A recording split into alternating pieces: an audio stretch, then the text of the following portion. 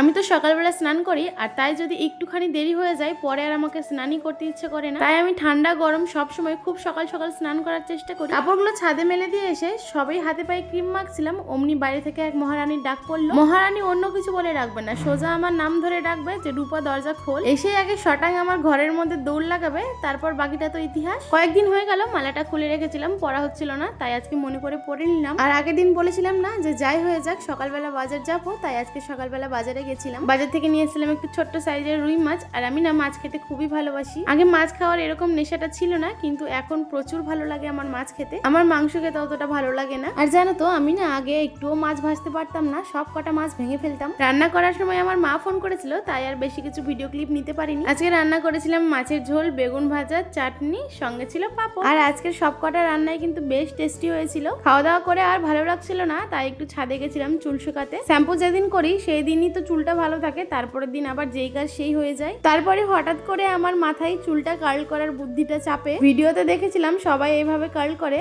অনেকক্ষণ যদি রাখতাম তাহলে আমারটাও মনে হয় বেশ ভালোই হতো। মাত্র 2 ঘন্টা মতো রেখেছিলাম, হয়তোবা আর একটু বেশিক্ষণই রাখতাম, কিন্তু আমার ননদিনী বলছিল যে বৌদি তাড়াতাড়ি খুলে ফেলো, আমি দেখবো যে কেমন হয়েছে। ও আমাকে বারবার করে বলছিল বৌদি অনেক সুন্দর হয়েছে। তারপর ও চলে গেছিল বাড়িতে।